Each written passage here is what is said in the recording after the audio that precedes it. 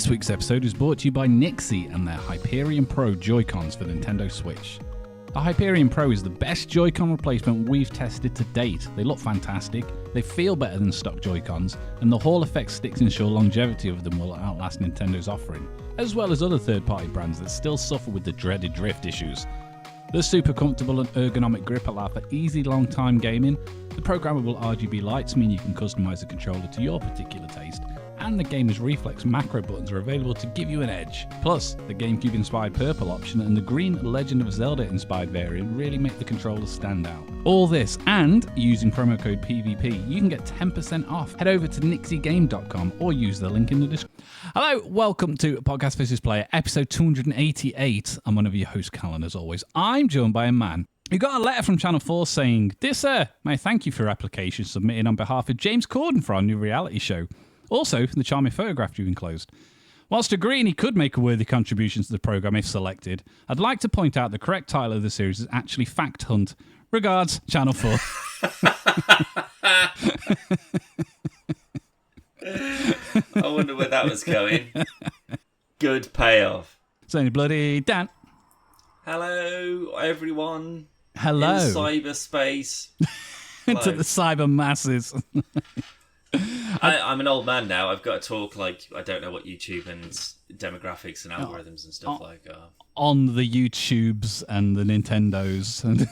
Oh, yes, on the internet. One of those internets, I know. I'll be honest, I thought you were going to go into a phone jacker thing, but I don't know why. Phone jacker? Which one? That's what I don't know why that came into my head, but when you just started talking, I just thought you were just going to just start making nonsensical. Good show. This is fucking incredible. Anyway, out the diddly devil are you? Sorry. I'm still thinking about Phone Jacker. I wish I hadn't said it. Well, Face Jacker, specifically. There's a bit where he plays this guy in a wheelchair. Well, maybe not even a wheelchair. It's like a mobility scooter kind of thing. And he's just saying really odd and awful, not like offensive things, but he was just sort of like, he'd be there for like a celebrity signing. He's one of those sort of like autograph hunters. I need you to sign my thing, please. He's doing that. And it goes to some sort of like behind the scenes shooting of something that he's like won a competition or whatever, or he's been invited to go and see it because he's like, he's not well or whatever it is. And he's just talking, because obviously it's all like hidden cameras and stuff like that. Yeah. He's just talking to like, I can't remember if it's someone who works there or it's just like another extra or someone else who's won like a competition or whatever. And he's just sort of like, he's just like parked up next to it. And it's one of them says something like, it's big, big place, this, isn't it? Big warehouse, isn't it? And he goes, yeah, they used to kill Jews in warehouses. Shit the bed. And she's just like, she just doesn't know how to deal with it. It's so fun. Like, honestly, he's like the fact that he's I don't know if you've ever seen Phone Shop. Yeah. It's a very funny show. He's incredible in Phone Shop as Raz Prince. Then he did Phone Jacker, then he did Face Jacker, and then he's not, as far as I'm aware anyway, he just hasn't popped up in anything really. I assumed he's popped up in he wasn't in. He'll done like VO stuff and yeah, whatever, but like sure. I assume he's popped up as characters in stuff like, and he wasn't ever in it, but like What We Do in the Shadows and stuff, where it's just like comedy stuff where he knows a guy who's friends with somebody else and he's just showed up randomly in something. Maybe. I haven't seen Free, but Phone Shop was something that was when it was on Channel 4 many years ago. I didn't really like it very much, and it was years later when I watched it again. Same kind of ballpark as like Frasier, but in a sense of Frasier was too smart for me when I was younger. I was like, this isn't Friends. No, that's the highbrow. This is very much the lowbrow. Yeah, I don't mean it's like the same kind of comedy. I just mean like it's another show I liked many years after it finished. I liked it then. Like a backwards hipster. Well, it's pretty much all on YouTube, but like you say, I think it is all on 4OD as well, because I did watch the whole lot. Literally, I did watch like the whole thing like this year because it's a genuinely great show. I think a lot of it is improvised as well. Like there's a lot of lines that they're feeding themselves. And I'm assuming that the only reason that because the guy who plays Ash in that, like the tall guy, he's popped up in Afterlife as like the sort of like the absolute wanker mate of Ricky Gervais's therapist, like when they're all down the pub. But then like the other one, like Christopher, he's there as well. So I'm like, has he just seen Phone Shop and they just sort of like, I won't work without the other one? Maybe. It's just odd that they're both just in there as like a pair of fucking arseholes. It's like Simon Pegg and Nick. Oh my god, Frost. Like for years, they would only. It seemed like they were only casting things together. And I know they wrote a lot of the stuff, but yeah. Well, that's the thing. I don't know if they're both sort of writers or they're both contributors, and they were like, "Yeah, fuck it, we'll come in and do some funny stuff or whatever." But the guy who plays Christopher from Phone Shop, funnily enough, he's playing Del Boy in the Only Fools and Horses musical that's currently on tour. Oh my god! I didn't even know that was a thing. Neither did I until I saw it pop up. But fucking Paul, what's his name? From bloody Harry Enfield show. Paul Whitehouse, yes, Whitehouse, you're exactly right. Yeah, he plays Grandad.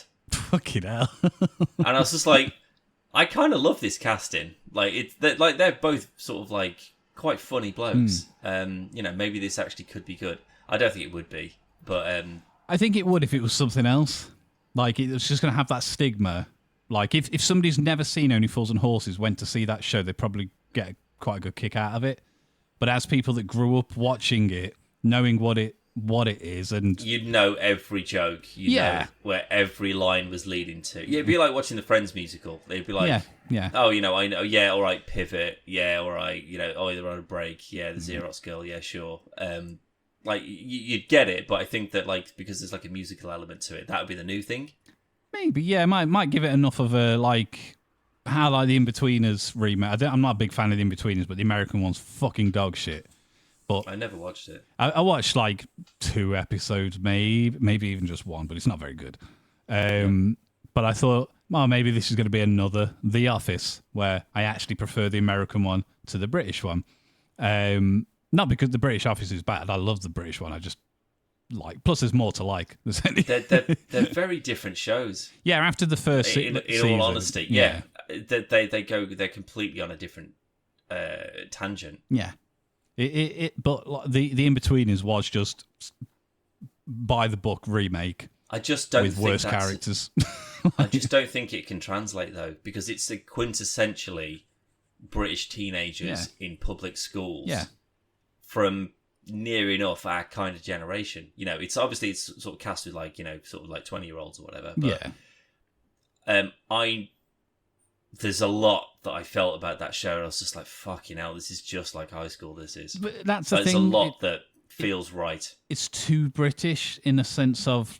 That's my point. A Jay, that character, that, you've met those people in real life, you've worked with them, you maybe were friends with them. Yeah. Whereas Americans, obviously British people and American people are very different, especially with comedy. And that's like us doing, we're going to do our own version of Beverly Hills 90210 in Edinburgh. It's not going to work. Beverly Hills Cop, and it's Barnsley Hill Cop. I mean, that might be actually quite good. Just a maverick cop, just sort of trying to solve milk flow thefts. It just does that kind of high octane, quick witted. It's just that's not. It just doesn't work. But again, that's fine because, that's their thing. The Americans make very good shows. I like a lot of American comedies. And I wouldn't want to just be like, oh, we'll have a crack at that and we'll just do it right. Because I just don't think it would work. They was remaking Only Fools and Horses. And Del Boy was, I think they did Fawlty Towers as well. They did do, I think there was a pilot episode for that. There was also a pilot episode for the IT crowd.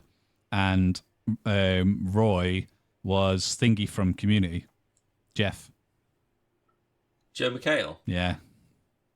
He's too handsome. It's on YouTube, the episode is. He's too handsome to be an IT nerd. And do you know who played Maz? Maz. It's still Richard Ayoade. Richard Ayoade is still buzzing it. What? That's ridiculous. That doesn't work, Callum. It's not a very good episode. Like I said, the pilot's on YouTube. I don't even like the IT crowd. I love the IT crowd. The British one. It's just set up, joke, audience laugh. Set up, joke, audience laugh. This is what I hate, though. It doesn't feel natural in any way. It feels too forced. It feels like a very 90s kind of sitcom. Oh, yeah, I mean, it's in that era of sitcom, but it's same as, like, you know how Friends changes when people take the laughter track out? Yeah. But it's still funny. That's what I mean. The IT crowd still works, but I think whereas Friends, not benefits, but it's fine having the laugh track on Friends because most of the parts that the laugh track is on are funny. But with the IT crowd, if you take the laughter track out, I actually the episodes I've watched where people have removed it, I think it does make the show better. But anyway, I'm not here to talk about old TV shows. Oh no, I was going to say one thing. This is why I hate when people who like The Big Bang Theory, and they'll go, "This is a show about like nerds and like people who like Star Trek and Star Wars and stuff." And you go, "Fuck off, you're wrong," and it's a show shit. But watch the IT crowd because that's a better version of it. Yeah, that I'll give you that. It's better than the IT crowd. Other way around. How dare you? Big Bang Theory. Yeah. Anyway, Dan, big old news, mate. God of War Ragnarok PC specs revealed, along with storage requirements. October, is it? October, November? I think it's October. I haven't actually got the date wrote down because it wasn't on the article, but I'm pretty sure it's October. Sure. Pretty sure it is. Back end of the year, anyway. Imagine that, Ghosts of Tsushima and Last of Us and God of War Ragnarok all in the same year, mate. It's a good Christmas. It's not Very bad, good Christmas. I actually saw a video of somebody who's I think they've like edited it. But they're like, once Ghosts comes to PC, we're going to get mods like this, and they put lightsabers in and stuff. And obviously they're chopping arms off and that's in the game anyway, but like, this could be the best Star Wars game. I still haven't picked that up, you know. I was genuinely going to the other day, but I bought something else instead. No, I didn't buy something else. I'm trying not to buy things because, again, I'm kind of getting into that. Those are two very different things. Yeah, but I'm just getting into that rhythm of just sort of like, oh, a new thing's come out, I'll buy that. Oh, that one's an offer, I'll buy that. And then never get around to actually playing it.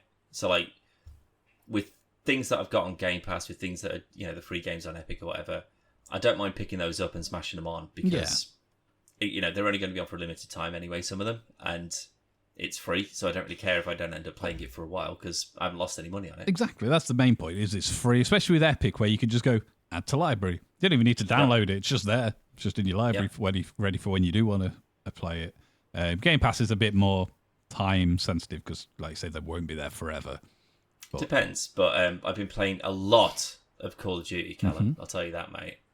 Because they added Modern Warfare 3 to Game Pass last week, I think it was, or the week before. But I installed that. That's like 250 gig or whatever it was to install it. But it's Modern Warfare 3 and Warzone. Right. Now, Warzone's a very big fucking download as it is. Was Warzone already... So does that mean it's on the Xbox version? Because I wasn't sure if Warzone was on PlayStation and Xbox. I thought it was just PC. I could be wrong. I could be wrong there. Oh, because it's cross-platform. Because I played it with people who. Oh, it must be. Yeah, it must be then. Played it on Xbox, like back in the day as well. Yeah. That's how it was so successful and so popular, is because all your mates could just play it regardless of, because it was free. And then I don't know if it's on PlayStation. I assume it probably was. It would. No, it would be. Yeah, it would be. I just don't remember seeing it like on the. Again, I don't go to like the free-to-play sections on the PlayStation and Xbox stores, so I wouldn't have saw it. Yeah. No. But yeah, sorry. But, I've been playing a lot of hardcore mode because it's one shot, one kill. You don't have to faff around. It's just people. And I'll be honest, I think I'm an old man, but I genuinely think this is improving my reflexes. Like, I am getting a lot quicker. Like, I'm not getting battered in everyone. In a lot of cases, I'm top of the leaderboard most matches. Now, it's either because people are giving up on it, it's only children that are playing this now, so I'm just rinsing them out. It's just other old people. Yeah, maybe, yeah. But Warzone, I'm still not very good at. Like, seems like it's more luck more than anything. It is. You just happen to you turn around 1 second later and it's too late. You're dead. But I'm still kind of enjoying it. And the zombies mode on it though, I haven't played any of the Call of Duty zombies for a long time, because it was always a bit sort of samey. It's just sort of like you've got a level, you unlock a little bit more when you kill some more, you unlock weapons. But with the Modern Warfare 3 one, it's like an open world. It's like the whole Warzone map, basically. And it's just a big open world. You kind of do missions to earn XP, and then you extract out to keep weapons and gear that you find in the field. It's actually quite good. I think you would genuinely quite like it. That's more interesting. Yeah, I actually think you'd really enjoy that, and I would suggest that if you've given any of them a try, that's the one I'd suggest you go for, because it does seem a bit more your speed, to be fair. Always used to make me laugh. Not laugh, but like I'd speak to people who like were massively into Call of Duty and they loved zombies and stuff. And I had the same opinion as you. Like I've played a couple of the different ones of zombies, but I go, it's all right, but it's a bit samey. And maybe talk about it and stuff. I go, if you like that, you'll like Left 4 Dead. And I go, nah, it's not really. It's not really for me. And I go, what? It's almost identical, but better. Yeah, it's better in every way because it's the game. Like that's an add-on. This is a fully fledged thing. Same as what was the other one that came out?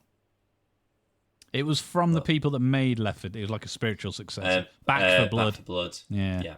That didn't last very long. I liked it, but it didn't seem to gain as much traction as Left 4 Dead did. No, probably because it doesn't have the name associated to it. Maybe. Even though when you play, you just sort of like, oh, it's the same. It's 100% the same. Yeah, and it is good. If it wasn't for the load screen, I'd think it was Left 4 Dead. Yeah. But yeah, God of War Ragnarok PC specs recommended. To play 1080p, you will need RTX 2060 or an AMD RX 5700, Intel i5 8600 or an AMD Ryzen 5 3600, 16 gig of RAM, Windows 10, and 190 gigabytes of SSD storage. 190, fucking hell. Pretty big. And that's just for 1080p, Dan.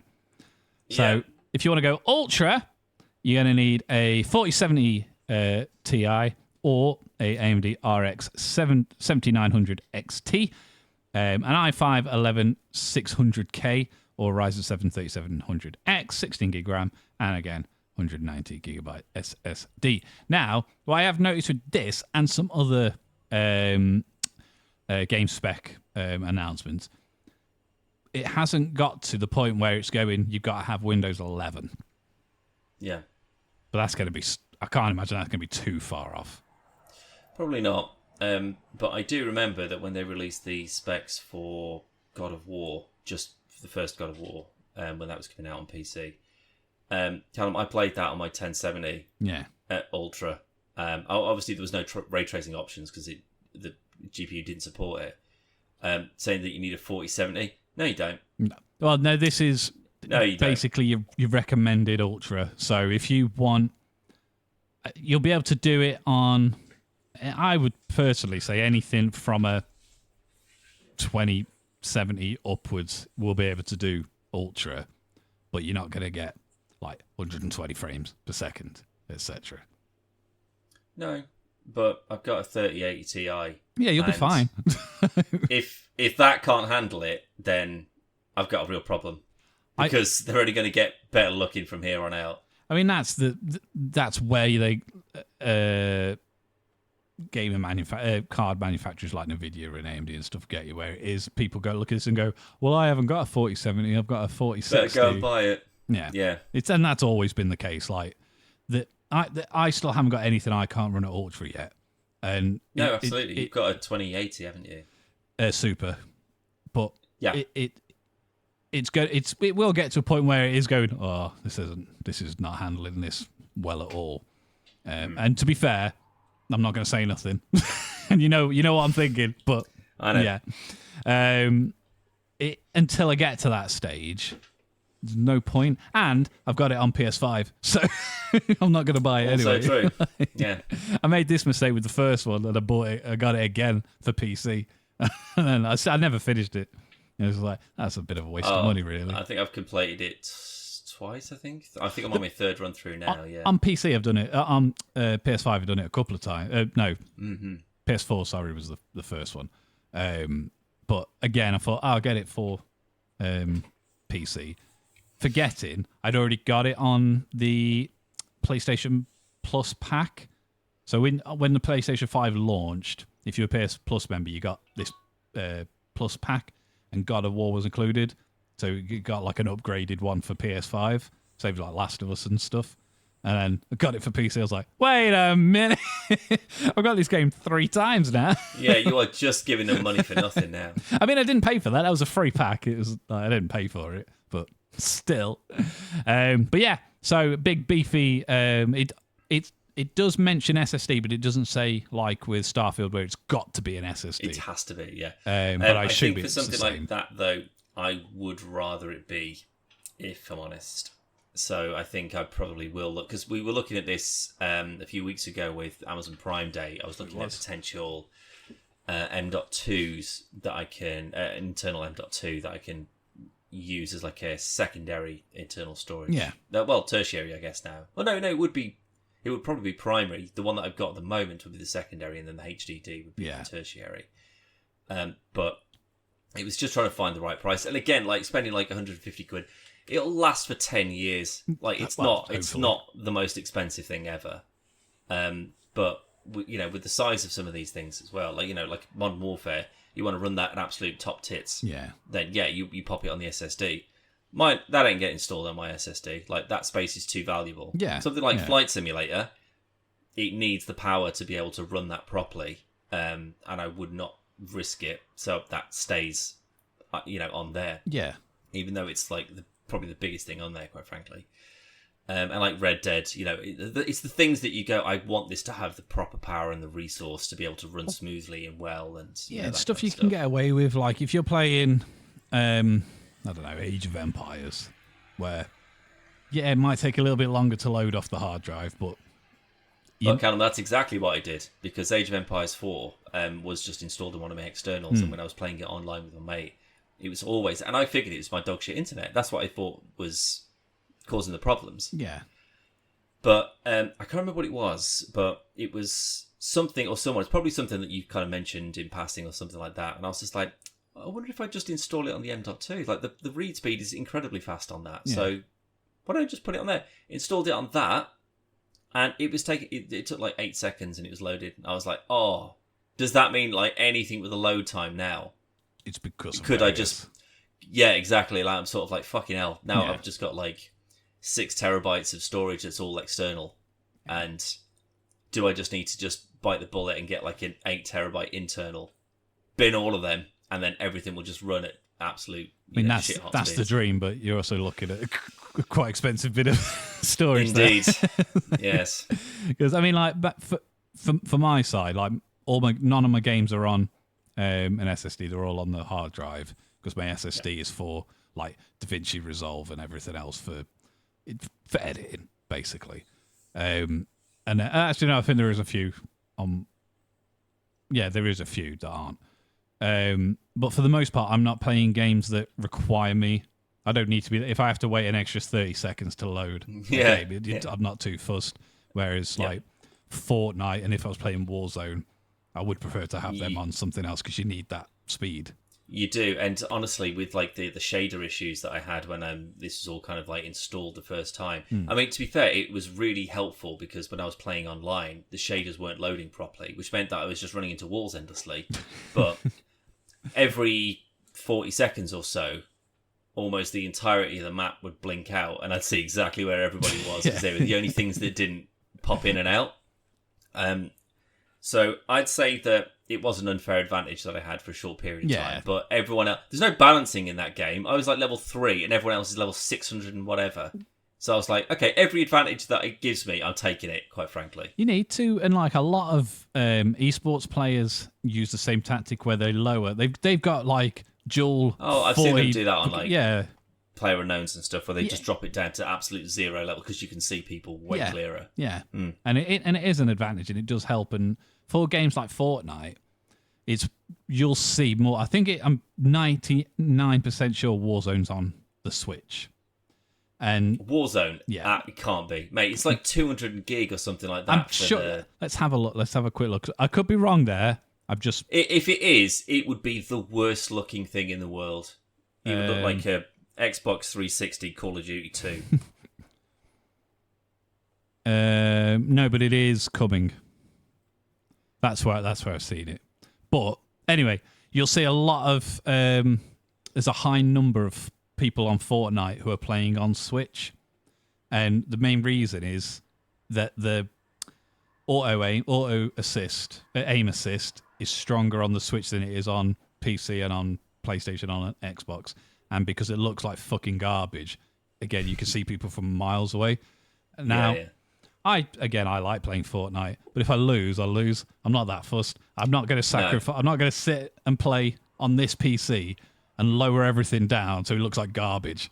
Like, so you get a potential advantage. Yeah, it's like fuck that against these kids that are so beyond rapid that you just never. It doesn't matter what speed your fucking what quality you set it to. They're still going to kick the shit out of you. Exactly. If I was that.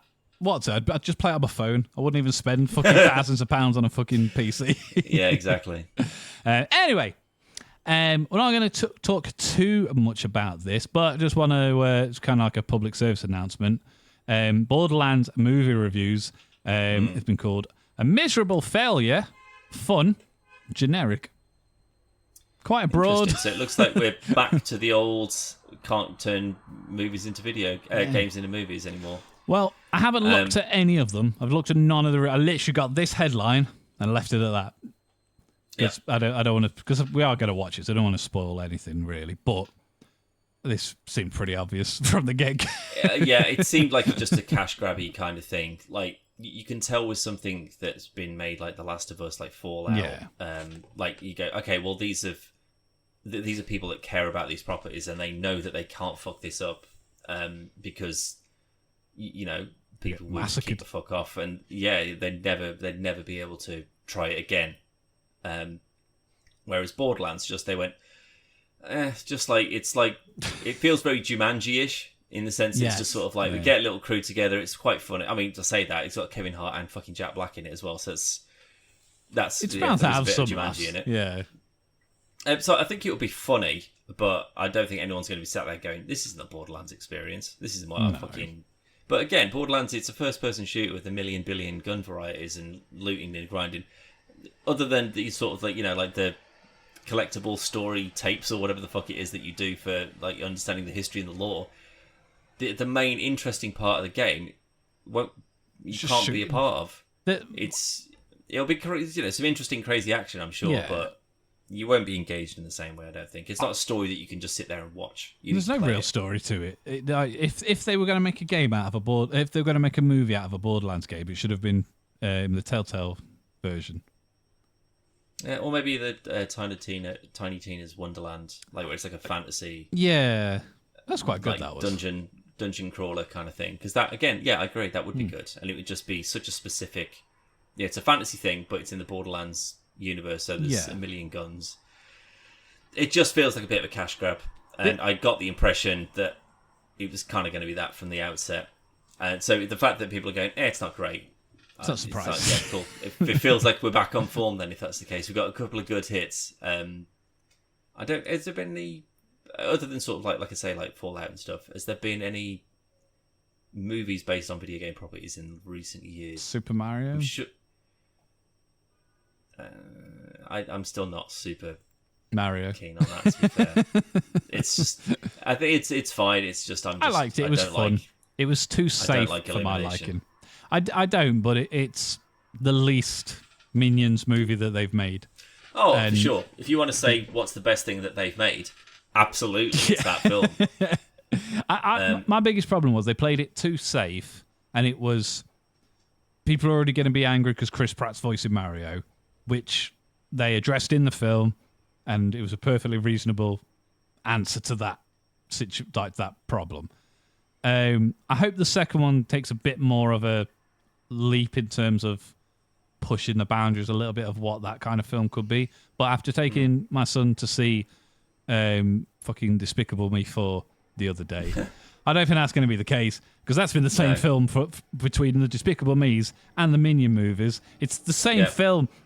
It's dance number, silly voices, someone going "what" at the camera far too often, and just things just making absolute babbly noises for kids to just go. I will say the Minions are there's in. There's not a single one of them that I've watched where I've just been like, I wish all. Like. I think fucking what was it? Megamind. I think. Do they make Megamind? That's DreamWorks. Yeah, you're right. That is DreamWorks. So, like, typically, again, in the same kind of vein, like DreamWorks animations movies, I'm just sort of indifferent to. But Megamind, I don't know why, but I do have a bit of a soft spot for it, and I think it's one of the best. Will Ferrell and Brad Pitt. You know, it's quite funny, and but again, it's a bit kind of silly and lowbrow, and it's for children, Callum. Yeah, shock it.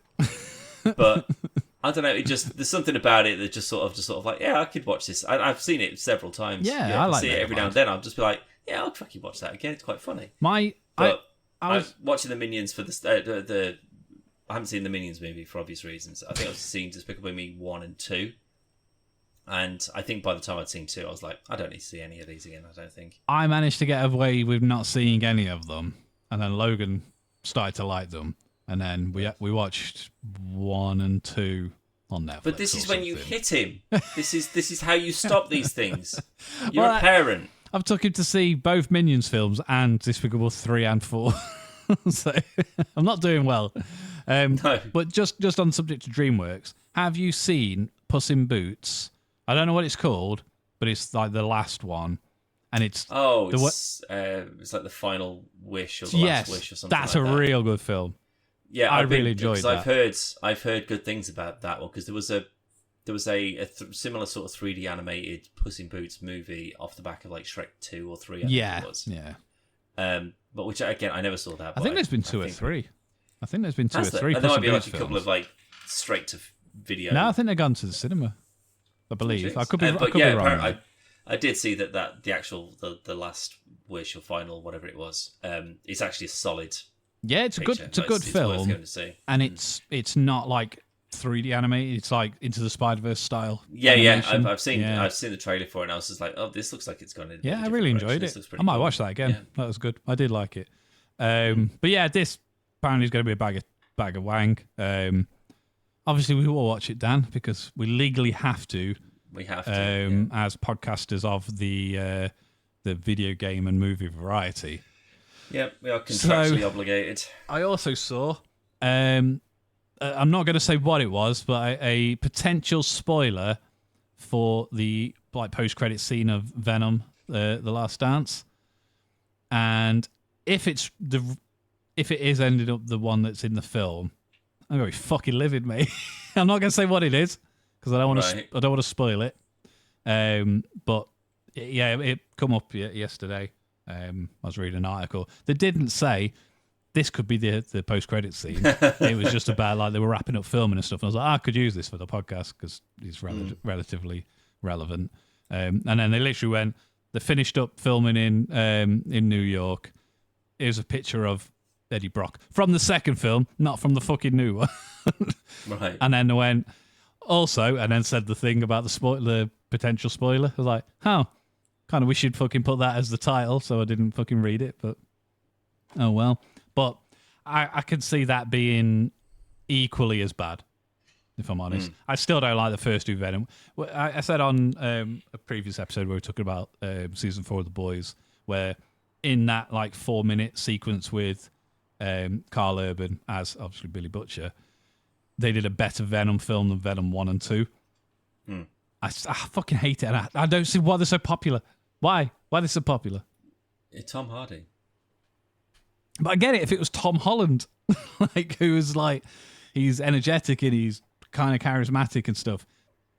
I think Tom Hardy's a good actor, but not in Venom. That's the thing is that the casual moviegoer, they're not going to see the story and is this going to be a good interpretation of people aren't going to go and see Kraven the Hunter. Like people who know who Kraven the Hunter is, they aren't going to go and see that movie. They're going to go, it looks like shit, mate. We are. And they go, I've been burnt too many times by fucking Venoms and whatever, Morbius.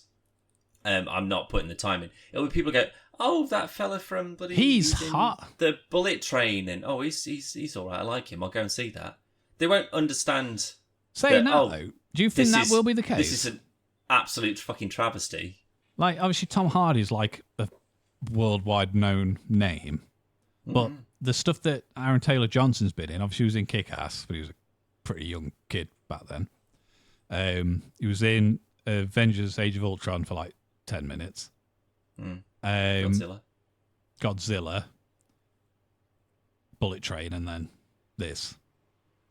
I think he's done. He will have done some things, but what I mean is, like, you go Tom Hardy, you go, oh yeah, and then you could like reel off a load of stuff that Tom Hardy's done. But Star Trek Nemesis, the best version of RoboCop. He wasn't in RoboCop. He was in. I forgot what's the name of the film. The chip. Oh, Upgrade. Upgrade, and it's not Tom Hardy. It's the guy that looks like Tom Hardy. Yeah, That was meant to be the joke, and I ruined it by not remembering the film. Idiot. It's the best version of RoboCop and the best version of Tom Hardy. Yeah. I say now, I really like Tom Hardy in Mad Max Fury Road. Well, because he doesn't say anything, and it's not really his film. Not necessarily that reason, but I think he's I think he's good as Bane, where he struggles to talk, and I think he's good in Mad Max, where for a lot of the film, he can't talk. Yeah, and I'm not saying that's why I like it. Tell you what, have you seen Bronson? Yeah, he's good in that, and he is really good in Bronson. What's the Craze film? Oh, Legend. Yeah, Legend. That is. He's very good in that. Yeah, that's quite good. Yeah. So he is a good actor. So it's like I despise Venom because I don't like Tom Hardy. It's not that. No, but the reason that it makes $1 billion is because of him. Yeah, it's not because that it's the greatest movie ever made, or it's not even just because it's not the great. I'm not going to go through that whole superhero movie, so it doesn't count. Yeah, it's not even a good superhero movie, which don't necessarily need to be good movies in themselves, but it's a bad version of a genre that doesn't need to be very good to prove itself. Deadpool and Wolverine, where like massively enjoyable film, but the actual story side of it is a bit.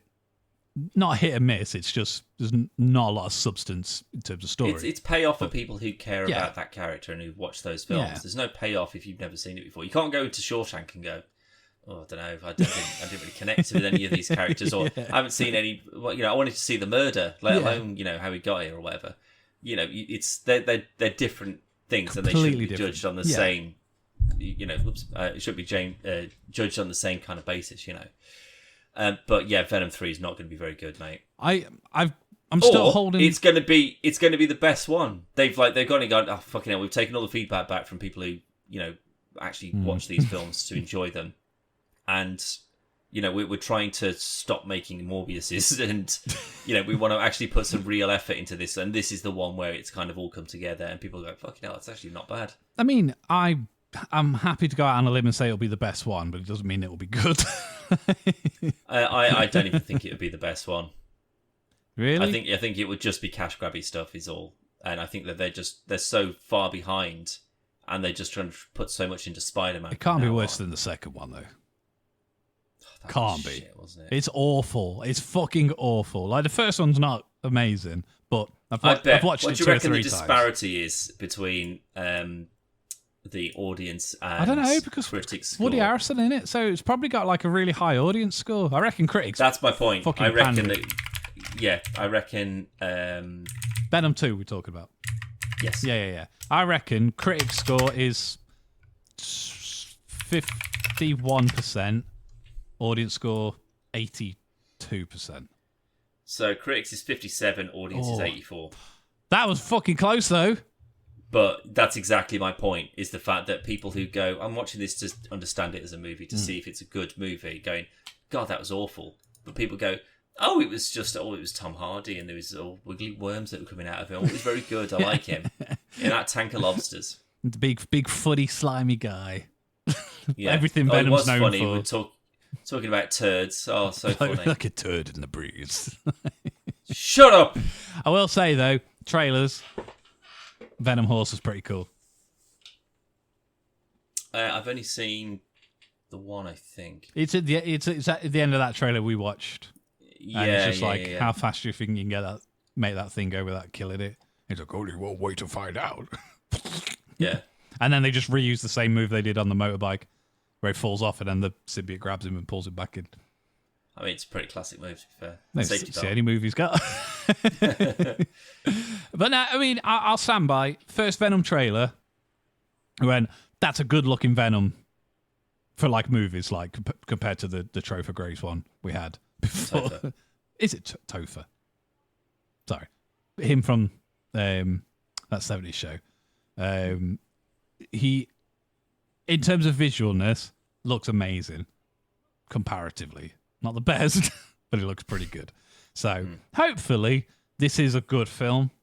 Like, hasn't got to be, like I say, hasn't got to be the new Shawshank. It's just got to be good popcorn film, enjoyable. And the other two haven't been that. Oh my God, they made Madam Web. That just came kicking back into my head. That's the last thing. I don't recall this. What is it, Mademoiselle? Oh man, alive! I can't believe that is how bad it is. It's like trauma. It's just been pushed into my absolute subconscious. Got old Mobo. Yeah, Morbius. I still Venom, stand by. And Madam Web. On paper, unbelievable. Jared Leto is a really good call for Michael Morbius. The more I see him in things, like when he was sort of like in the when he was doing like sort of like Fight Club, when he was doing American Psycho, there was something about him, he's sort of young faced, but he was hot potatoes. Yeah. Whereas now when I see him in like Blade and Joker and it's just sort of like, oh my God, is it Blade? You feel not Blade, Blade Runner. Yeah, I was like, wait, what? No. He was in that as Morbius, and he got killed immediately. But the more I sort of see him now, it's just sort of like he feels like he's got like a proper like Messiah complex. I'm sure that's not the case. It's he has. He got in trouble for a cult thing, didn't he? Where people will pay money. Like he didn't like do it. Like he didn't molest people or murder anyone, but people paid a lot of money to go to like this resort thing where he basically was preached and stuff. Now, as someone, I've been to see 30 Seconds to Mars live, and they put on a real good. It's a good gig. This was back when they played like actual music, not the synthesized fucking pop songs they're playing now. But we're not a music podcast. We're not going to get into the ins and outs of that. But I 100% agree with your statement of when he was known but not like mega famous. Like if somebody went, I've seen Jared Leto in Fight Club, and they go, I don't know who he is. You go like Angel Face, and they go, "Oh yeah, I know Angel Face, yeah." With the blonde hair, or the white hair, yeah. And that when he was back then, and he had to try hard, he put effort in. Texas Dallas Buyers Club, he's fucking outstanding. In my God, yeah, that's an incredible film. Yeah, you're right. He's amazing in that. Yeah. And then since 30 Seconds to Mars took off and got mega famous, because I still think Capricorn 1's a phenomenal song from a phenomenal album, but that was when it was a lot heavier. There's a lot of like screamo and metal influence in there. But now they're basically U2 now, and everybody loves them. And I do think it is that I'm Jesus. I am, as Deadpool puts it in Deadpool, where he's like Marvel Jesus. Jared Leto is fucking tweens Jesus. I don't know, but like I think he does. Like that's why instead of putting effort into being a good Joker, he just went, I'm going to send people use condoms and put rats in envelopes and stuff. Like he's like, don't do any of that weird stuff. Just play the Joker, because he has the capabilities. He's a good actor. Like, and I think he is my least favourite part of Blade Runner 2049, which is otherwise a fucking excellent movie. I love that film. It is pretty good. I've seen that a couple of times. Yeah, I love it. I still don't remember what happens in it. All I can really remember is like the when Ryan Gosling goes to like the farm, like right at the start, and he finds that's literally the start of the film. I know, that's what I mean. Like, and I was just like, that's a great scene, and it's an amazing fight that they have, and like all the testing that they do, and like what's her face, Who's like the captain? I know what you mean, but I can't remember for the life of me. Friggin' hell. But she's great. Huh? She's really famous as well. I know. It's like Emma Thompson or something like that. No, I don't think it's Emma Thompson. God damn it. I think you're right. I think it is someone who's very famous as well. That's really going to bug me. But I don't remember. But I think it's just because it is a long film. And I think it's also because I've never seen the full Blade Runner, like the original Blade Runner, like all the way through. Yeah, for real. We're going to have to stop this podcast now where you go and watch it. It's like my second favourite film of all time.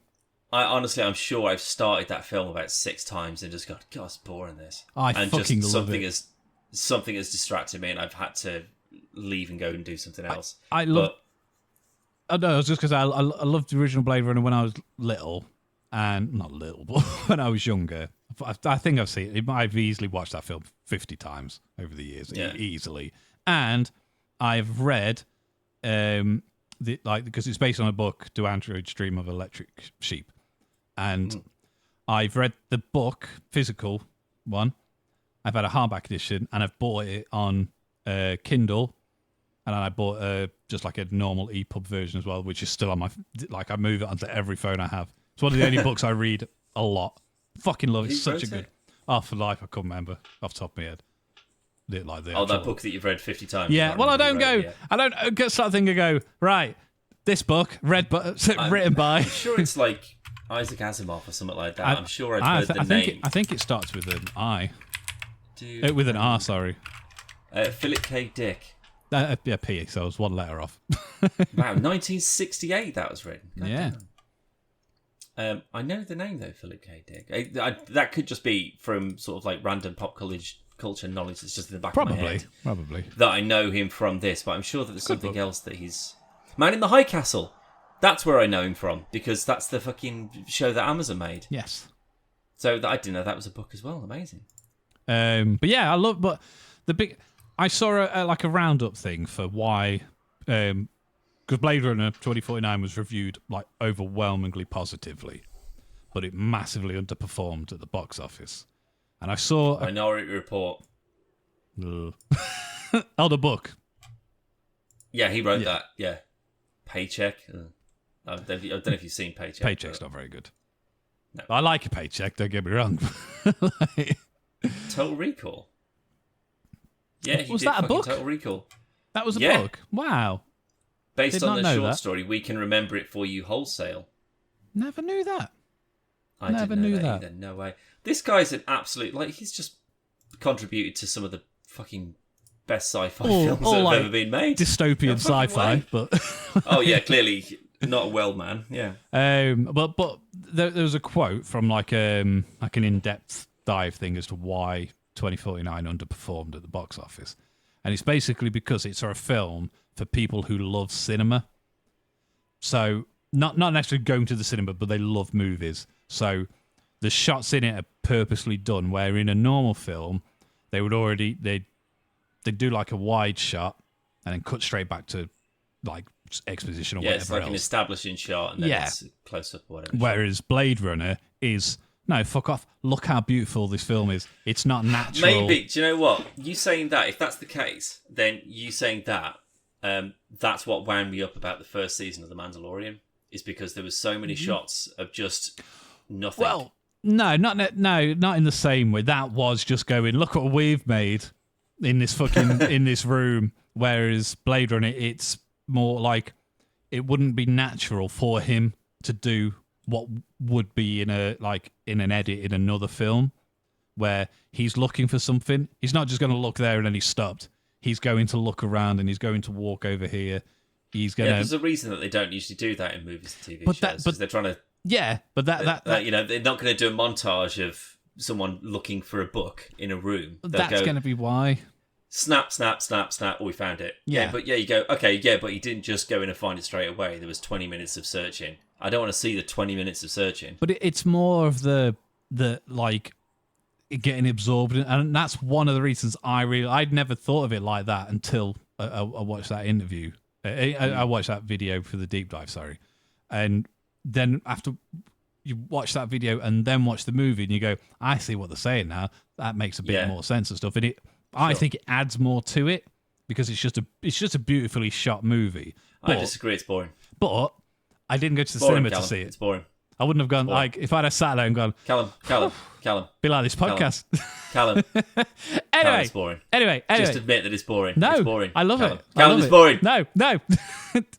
No, it's boring, Dan. Star Trek. Oh, my God. Well, imagine if their establishing shots were like, oh, my God, we've got to get to Vulcan Quick Shop. It'll take 3 days. But it's real time. And it's just a constant, like the whole series. Like, like a series of 24, which is supposed to be like 24 hours. They're like, oh my God, we've got to get to this battle. It'll take 24 hours to get there.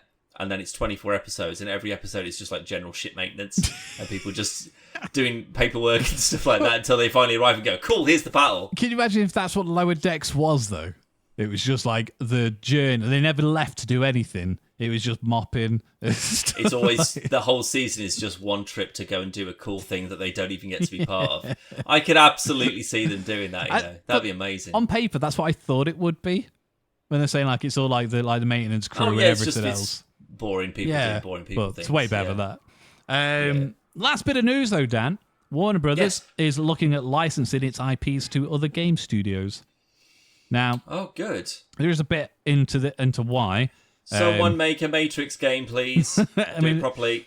They haven't mentioned the Matrix, but they've just said, basically, speaking as part of the company's financial results, CEO David Zaslav says he's looking into licensing the company's IP to non-Warner Brothers Studios produced games, discussing why he thought 2023's Hogwarts Legacy was such a success and how that could be the template for future Warner titles.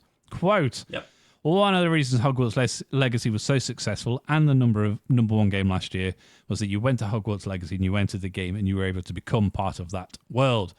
Ultimately, I think is a big piece of where this industry is going. We'll create a movie, whether it's Batman or Superman or Harry Potter. Maybe there'll be a TV show, but the ability to go into that world, experience, spending time with the characters is something that we still own. Now, what I would actually say is, because of how fucking miserable the last 3 games they've made have been...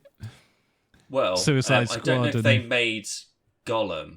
No, they did. Because they did. So, I think that was the worst rated game of 2023. I think it was, yeah. Or there was that or some sort of King Kong game that was made. There was a King Kong, yeah, because that looked like a PS2 game. No, exactly. Not even worse than that.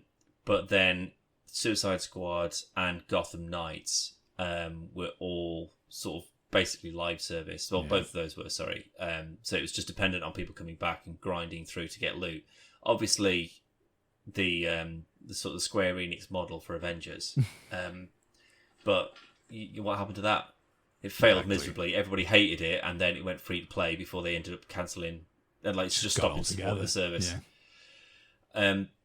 So if they've got, but Hogwarts, where it's a single player thing, and you're really getting into the world, and it's all the stories, and it's loads of spells, and it's really interesting. You can play your own character. Why do people like that more than grinding for 20 hours, just shooting the same enemies 50 times in a row, just to get a slightly better machine gun or whatever? Why it just doesn't compute? But where it works though is have you ever played Warframe?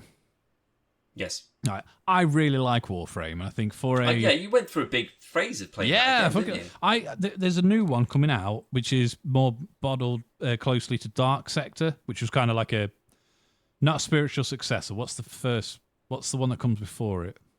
A prequel. Kind of, yeah, but it's like this Dark Sector was kind of like a spin-off in the same universe. Okay. It was an alright game, but it wasn't as good as Warframe turned out to be. But then this is kind of going back to those roots. And it looks a really, really cool... I don't know if it's a separate game or you've selected within Warframe, I don't know. But Warframe's fucking amazing for a free game. For a free game, yeah. It looks really good. It controls really good. The story's really good. You got really cool upgrades. You don't need to spend money. You can if you want to upgrade, like get better suits and... it's basically what Anthem should have been. Yeah. But Anthem is also now free to play because, again, it just... I think they're closing that down now, aren't they? As well.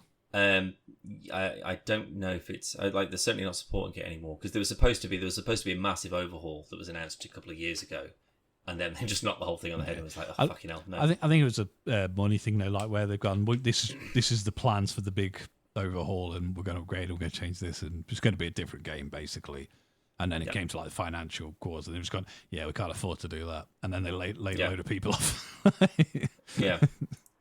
But like the models that they have for a lot of their games, like EA, is just it's sports based things, you know. So they can, if they're doing it right, if they want to sort of like save face and be a respected kind of publisher, then they should be saying, right, we've got the FIFAs, we've got the Maddens, we've got the NBAs and the WK24s or whatever. Yeah. They can be the money grind because people will just play the football games forever. They'll play for Ultimate Team for the end of time.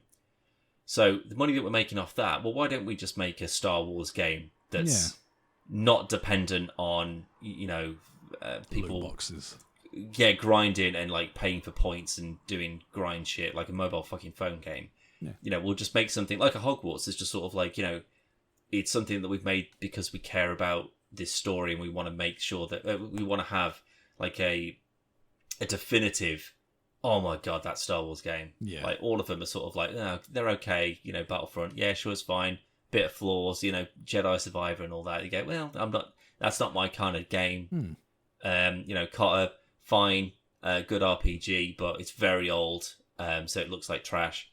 But to get like a new definitive one, like if they just put some of the time and effort into just doing that rather than thinking about what the bottom line for it could possibly be. Exactly, which is important still, but of course it is, because again, it's a business at the end of the day. But in order to get people to believe in your business, they need to be able to come back to it. Exactly. And currently, no one does except FIFA. But they go, well, it's because what the fuck else choice have we got? Yeah, but it's that or Pro Evo. Oh wait, no, it's not.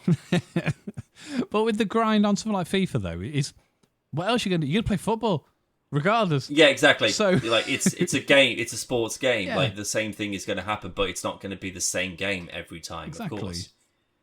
But with something like, the Warner Brothers property, so like the Mordor being the Shadow of War, Shadow of Mordor. That those put are great. Boxes in as well, though. Of course they did. Like, especially in the second one, but they still had good elements to it.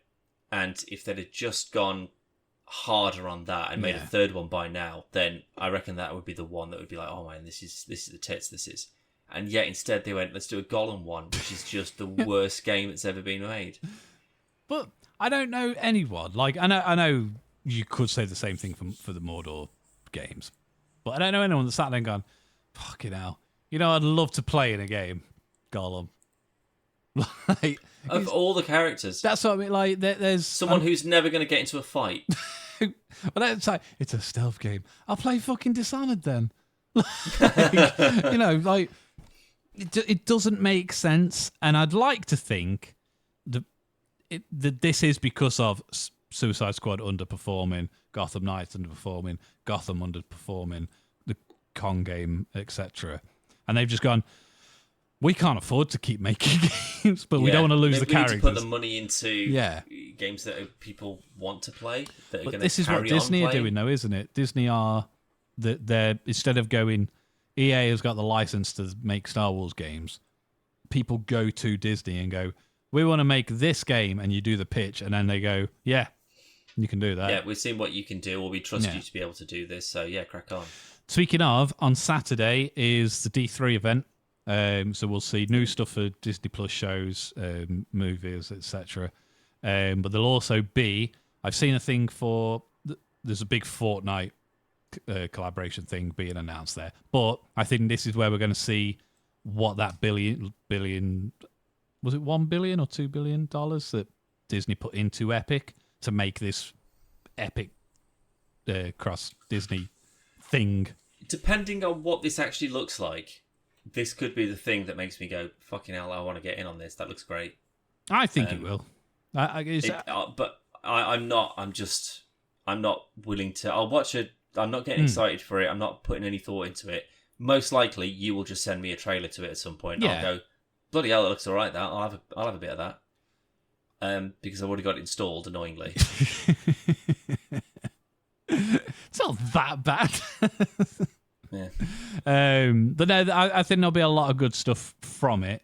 Yeah, I'm looking forward to the show as a whole. I think should be quite interesting. Yeah. You know, what's the future of Star Wars looking like? What's the future of Marvel looking like? You know, have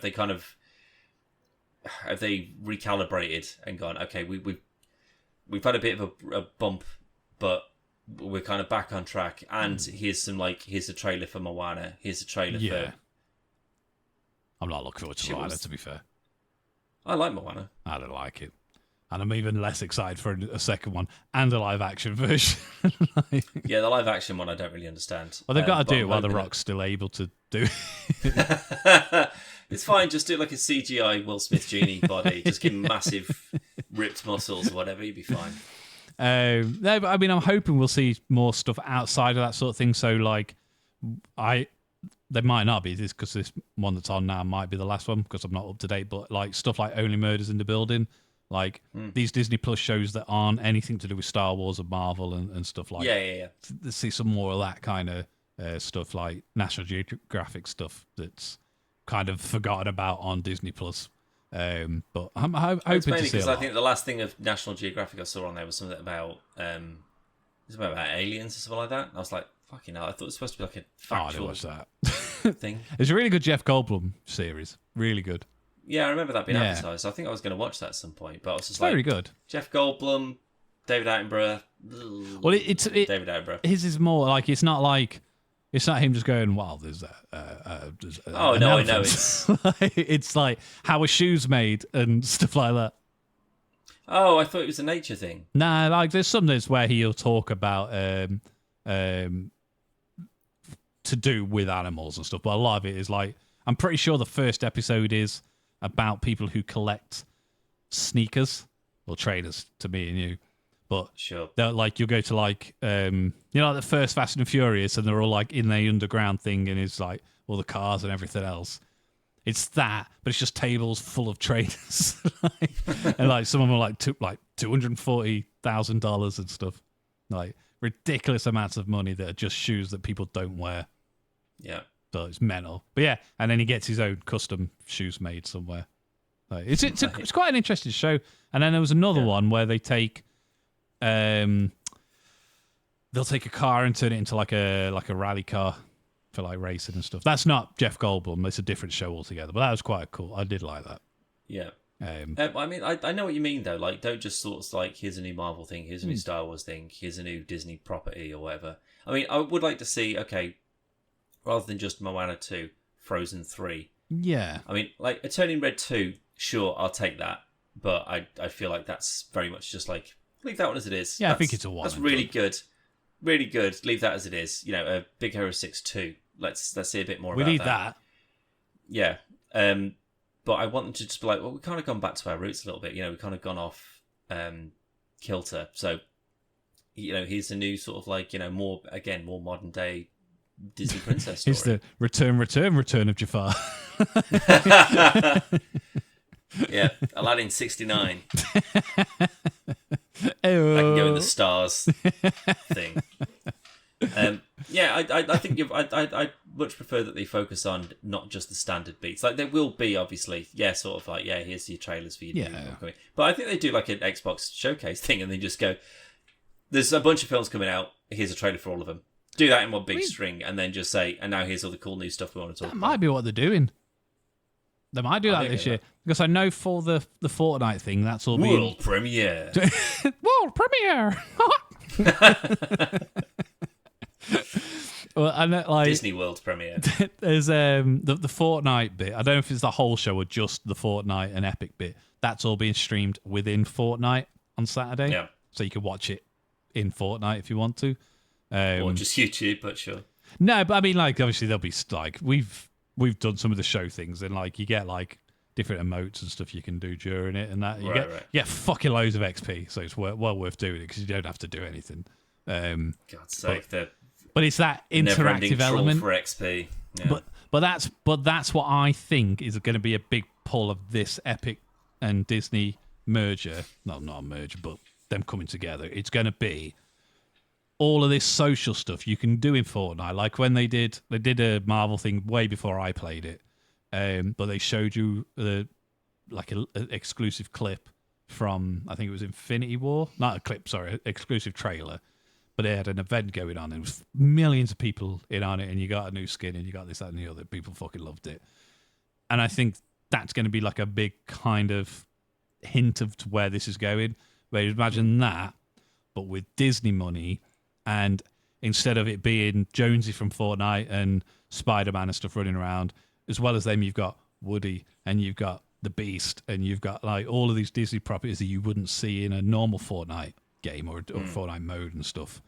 They've done a little bit of it already with Fall Guys, where if you go into a part of the map on Fortnite, you can play a game of Fall Guys while you still play.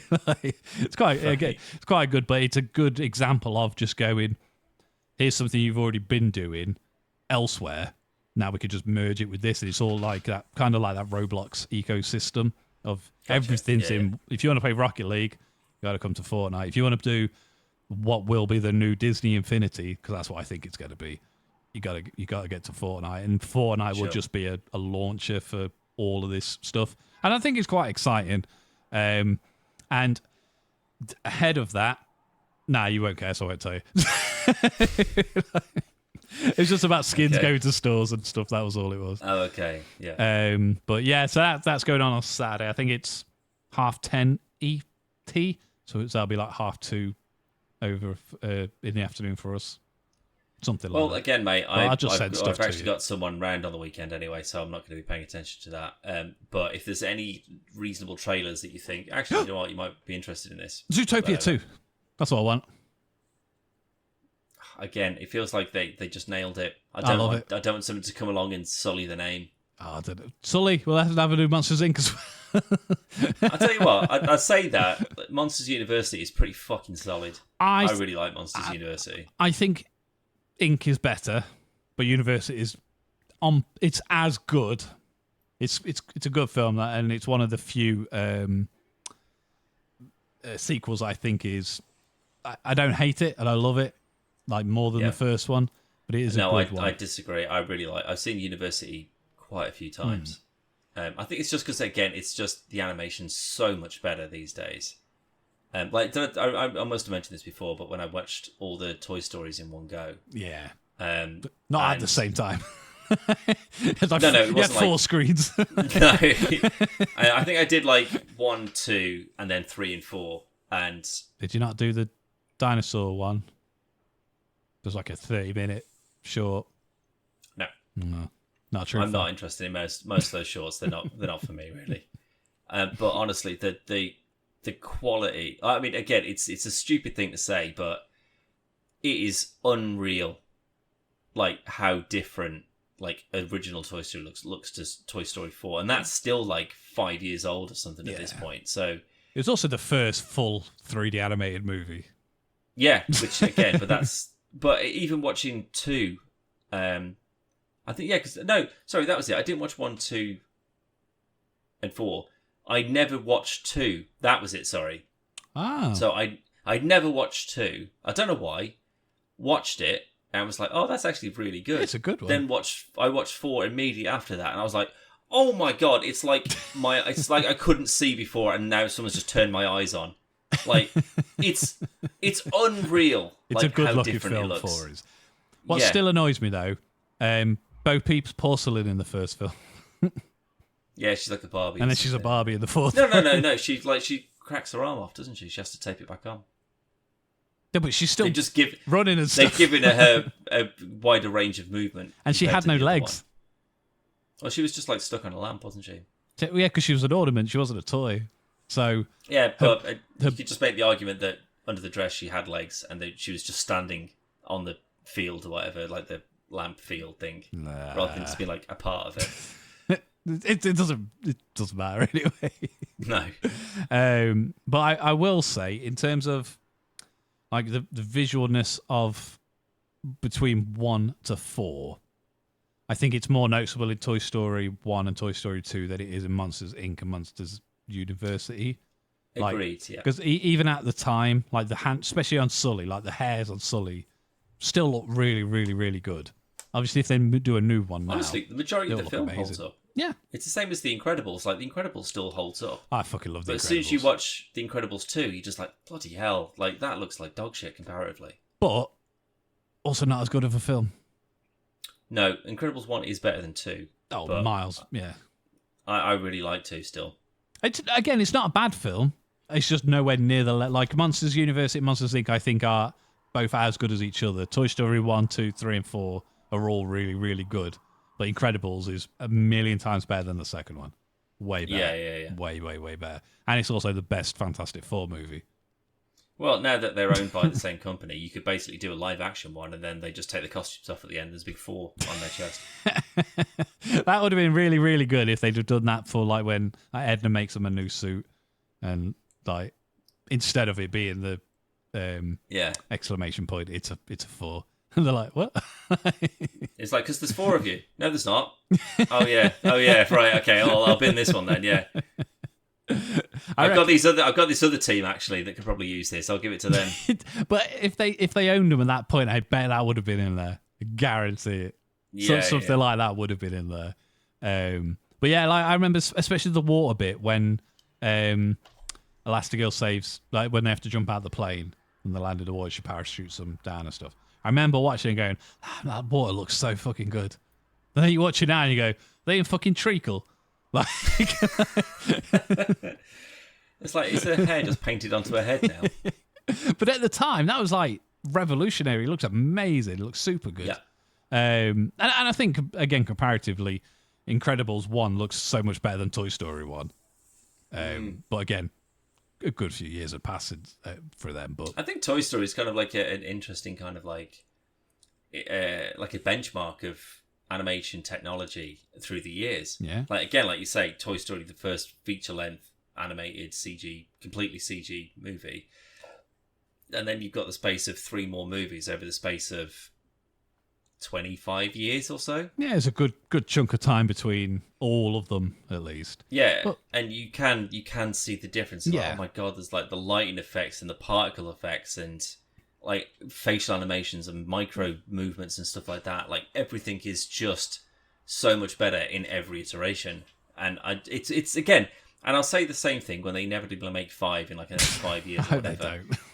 I'll be like, how can you get any better than what you've already done? But look at Toy Story 1 and then look at like some of the episodes of Love, Death and Robots. That's true. In terms of like how technology's True, changed. but it's also, you've got like 5 years to make a 3-minute video. Yeah, I mean, I'm not like, saying it's gonna look like fucking that's spectacular. like it'd take years to just render that film. But, yeah. Like, also, so I don't know if you ever noticed, but you know when the kids arrive for Andy's party in the first film, Yeah. they're all Andy. Oh, really? Yeah. Copy paste, it still works. I only Still noticed works. that, like, it was a couple of years ago, but we'd done them. I think it could have been when Disney Plus launched, and we just put them on. We watched them all, like, first one this weekend, next weekend, second one, so forth. And I noticed it. Then I was like, wait a minute. And then, however many years had gone by, one of the people who was like the lead people on Toy Story was on Corridor Crew, and it was just like, we didn't think anyone would notice. I was like, yeah, I noticed that. But that's just one of those things where it's like, it's a background thing, just doesn't matter. Just No. make sure you time it so they're not just moving at the same time, and no one will fucking care. And I didn't notice for years. I went to the cinema to see the first Toy Story when that came out. Yeah. I didn't notice it then. But yeah, great film. What was that about? Yeah, let's make a Matrix film. No, they did that and it didn't work. Make a Matrix game. Make the Matrix Online again. That's what I meant to say, sorry. Do it properly. Well, would you prefer like and I don't mean like Neo as the God of War, but would you prefer like a God of War-esque Matrix game, like single player, really heavily story driven, proper getting sucked into it, or would you want the online MMO-esque experience? I think it's got to be the online, because that's the point. It's like, it's people within the like, that is the Matrix in that sense. Then, and your avatar is that person within the Matrix, running around and hacking and fighting. And doing Path all of that Neo kind was a stuff. pretty good game. It was, mate. I fucking loved the Path of Neo. And it's weird that the only outside of the Path of Neo, because I think the Matrix Online was either still around or closed down by the time Path of Neo came out. Sure. But the only Matrix thing that's come out after that is the Unreal 5 demo that they did. I did that. That tech PS5, thing. yeah. It's on PC now, I think, I'm sure. But that, because of Resurgence coming out, I'm just like, why is that a property that they just haven't done anything with? Well, Maybe it's because they can't do a loot grind with it. But it seems to be that they, with the Matrix, they do nothing with it. Then they did the last film. It massively underperformed, so now it's just gone back in the back of the cupboard. Yeah. And I mean, it could be the case of where they're thinking the same thing, where they go, it needs to be online because that's the Matrix. It's online. It's that networking and stuff. And they can't do it. But if they are licensing IPs out, if they do it the same way as Disney, and you have it's the first company that comes to my head, but Gearbox goes to Warner Brothers and they go, we want to make a Matrix game and this is our idea, and then I think we're more likely to see a Matrix game because Warner Brothers aren't paying for it. But you could just do it like in Assassin's Creed, though. Like, they can jack in and jack out, like your character can jack in and jack out of the Matrix. And then jack off. So you can fly some of the ships around, you're sort of like doing cool navigation stuff. You're like shooting down sentinels and whatever. You've got to get to broadcast depth to go and rescue someone from the Matrix. So it's like a big car chase, basically, but like, the ship being chased by sentinels. Yeah. Get to broadcast depth, run through the ship, get to your chair, get jacked in, get your equipment. So it's like your loading screen, your equipment screen. Then you go in and then you're doing your mission. Like, all of that just sounds great to me. I'd like that. Do you know what I mean? I just don't understand why it's Ratchet and Clank.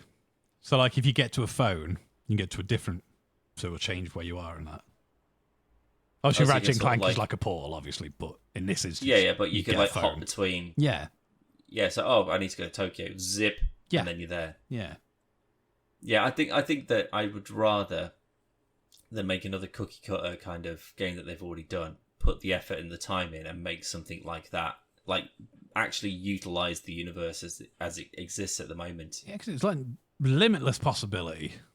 It's with literally something digital. Like it's a digital world. Like, you can, that's the point. You run up walls and fucking jump over buildings and have super strength and whatever. It's. I've talked myself into it. That's the only thing I want to see now. If they don't make that, Callum, I'm just going to be devastated forever. I'm going to stop playing games forever. As protest. I mean, hopefully we will see some more stuff, and whether that's more Harry Potter stuff, another Batman series. I'd say if before they go ahead with a serious Matrix game, we'll get Hogwarts Legacy 2. I mean, that's kind of already in the bag, innit? It's going to happen. Kind of, yeah. I mean, I'm still playing Legacy. It's really good. I'll be honest, I forgot all about it. Like, I really, really, really enjoyed it, and I've got very, very far. Again, my typical excuse I always have. Something else came out, stopped playing it. But I had that for Xbox, so it meant like if I'm going on the PS5, it's because I bought a game for the PS5, so I've got to play it on that. If I'm playing on my Series X, it's just because it's a single player game that it's either on Game Pass or I've bought it. Yep. But if it's on Game Pass, I'll probably play it on the PC. So really, the only time the Series X goes on is when Zoe's playing Fortnite. She uses that, and it's just I've just forgot all about it. It's actually the only physical Series X game I own. Fucking hell. Everything else has been digital. But I mean, we'll see. They've got a lot of properties, but that was more of a. This is just something he said they're looking at, so it still might be a few years before we even see an announcement. I'd like to think that we get something, but I'm sure that'll be more than enough to tide us over up until then. To be fair, there better be. There bloody better be. But we'll leave it there unless you got anything else you want to chuck in. No, happy International Cat Day, everybody. Happy International Cat Day. Where's Beckett? I've lost her. Psst, psst, psst, psst. not in here.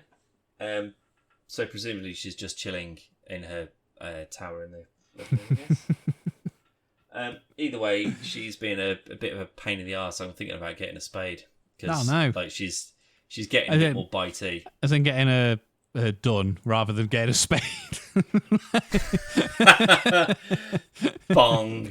It depends the way she's going. Like she's been lovely today, but like yesterday she twatted me really hard in the head when I was trying to sleep, and on Monday she punched me in the eye twice. Fucking hell.